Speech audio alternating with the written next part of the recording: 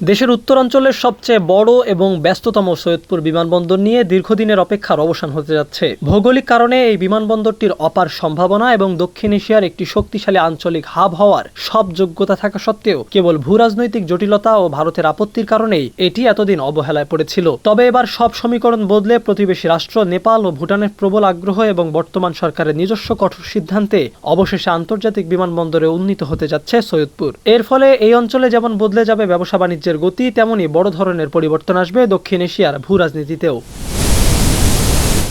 ভৌগোলিক অবস্থানগত কারণে সৈয়দপুর বিমানবন্দরে রয়েছে আলাদা গুরুত্ব। এখান থেকে নেপাল ও ভুটানের দূরত্ব মাত্র 100 কিলোমিটারের মধ্যে। অন্যদিকে ভারতের সবচেয়ে স্পর্শকাতর এবং দুর্বল পয়েন্ট হিসেবে পরিচিত শিলিগুড়ি করিডোর বা চিকেন নেক এখান থেকে মাত্র 70 কিলোমিটারেরও কম। বিশ্লেষকদের মতে মূলত এই কৌশলগত ও নিরাপত্তা ঝুঁকির কথা ভেবেই ভারত দীর্ঘদিন ধরে সৈয়দপুরে একটি আন্তর্জাতিক বিমানবন্দর হওয়ার বিপক্ষে ছিল।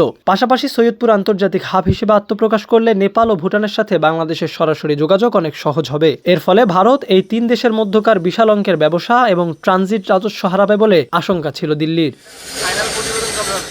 নেপাল ও ভুটানের নিজস্ব কোনো সমুদ্র বন্দর না থাকায় পণ্য আমদানি রপ্তানির জন্য আকাশপথই তাদের অন্যতম প্রধান ভরসা। কিন্তু এই দুই দেশের বিমানবন্দরগুলো পাহাড় বেষ্টিত হওয়ায় সেখানে বড় কার্গো বিমান ওঠানামা করা অত্যন্ত ঝুঁকিপূর্ণ। মূলত প্রয়োজনীয় পণ্য আমদানি করতে ল্যান্ডলকড বা স্থল বেষ্টিত নেপালকে নির্ভর করতে হয় ভারতের সমুদ্র বন্দরের উপর। কিন্তু ভারতীয় বন্দর ব্যবহারে দীর্ঘসূত্রিতা এবং সীমান্তে পণ্য আটকে থাকা সহ নানা জটিলতার কারণে নেপাল দীর্ঘদিন ধরে একটি কার্যকর বিকল্প রুট খুঁজছিল। আর তাদের কাছে সবচেয়ে সহজ ও লাভজনক বিকল্প হলো বাংলাদেশের সৈয়দপুর বিমানবন্দর। এ লক্ষ্যেই 2020 সালে কাঠমান্ডু ও বিরাটনগর থেকে সৈয়দপুরে সরাসরি বিমান চলাচলের আনুষ্ঠানিক প্রস্তাব দিয়েছিল দেশটি।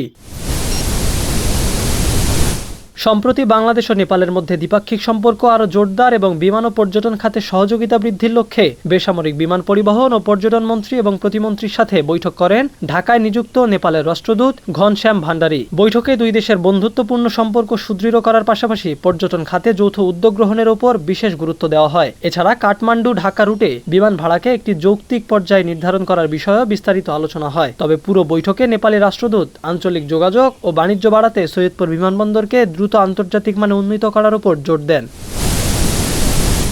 এর আগে নেপাল ও ভুটানের এমন প্রবল আগ্রহের বিষয়টি বুঝতে পেরে নিজেদের কৌশলগত অবস্থান পরিবর্তন করেছিল ভারত। মূলত এই দুই দেশের ওপর নিজেদের ভূরাজনৈতিক নিয়ন্ত্রণ ধরে রাখার লক্ষ্য থেকেই তারা ঋণ সুবিধা বা লাইন অফ ক্রেডিটের প্রস্তাব দেয়। মূলত তাদের মূল উদ্দেশ্য ছিল পুরো বিমানবন্দরটির পরিচালনা ও নিয়ন্ত্রণ যেন পরোক্ষভাবে দিল্লির হাতেই থাকে। কিন্তু জমি অধিগ্রহণ জটিলতা এবং কৌশলগত বাস্তবতায় ভারতের সেই প্রত্যাশা আর আলোর মুখ দেখেনি। বরং ভারতের সেই কৌশলগত প্রস্তাব নাকচ করে দিয়ে সম্পূর্ণ নিজস্ব তত্ত্বাবধানে বিমানবন্দরটিকে আন্তর্জাতিক করার সিদ্ধান্ত নিয়েছে বর্তমান সরকার। ভারতকে পাশ কাটিয়ে প্রায় 10,000 কোটি টাকার এই মেগা প্রকল্প বাস্তবায়নের জন্য ইতোমধ্যে এশিয়ান ডেভেলপমেন্ট ব্যাংক বা এডিবির সাথে সরকারের অর্থায়ন সংক্রান্ত আলোচনাও অনেক দূরে গিয়েছে।